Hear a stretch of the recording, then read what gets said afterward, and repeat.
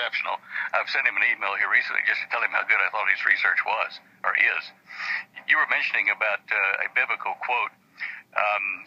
Somebody sent me this yesterday in relation to what's happening with the hurricanes and the sun and stuff.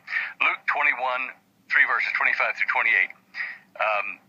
You can read it, or I can read it for you, but basically it says that there's going to be seas, distress, waves in the seas roaring on the shores, distress in the sun, the moon, the stars, and the powers of heaven will be shaken, like with probably... Oh, I forgot. We've got record solar storms right now, too.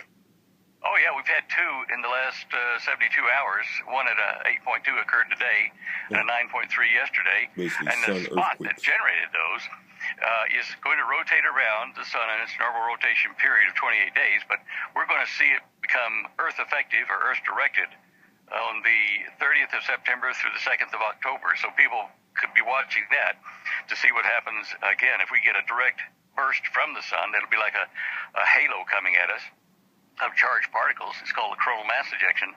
That could disrupt a lot of our electronics. Certainly, we expect some of the satellite communications. In fact, a lot of folks are saying, even though it was pointed away from us, there's so much coming off from other ejections that aren't as big. That's why North Korea didn't test this ICBM.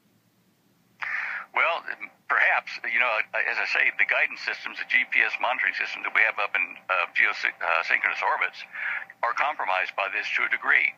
Most of them have been hardened, but they do warn you at NOAA and NASA that there might be some interruption of these things. And when you get that kind of ejection, to be cautious of your GPS guidance systems, even in your car. So what do you make of all this? Because we know they're trying to control the weather, but just like the Manhattan Project, they're keeping it quasi-secret. But now they're suddenly admitting a lot of it. And then you've got all these increased storms. I mean, you're a smart guy. You worked in black projects. We don't mean poor black neighborhoods. You worked in secret projects, Stan Deyo. What do you think's really going on here?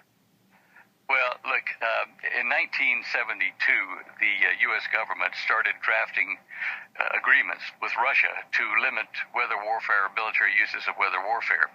And it took them till 1978, 6 years, to get the stuff approved through the Senate. And that was, 45 years ago. And I saw that you had something on your website. You were showing it about what you can read at the government sites about weather warfare. Absolutely. In fact, they started it in 72, as you said, at Russia's insistence, because they knew we were doing it. They were doing it too.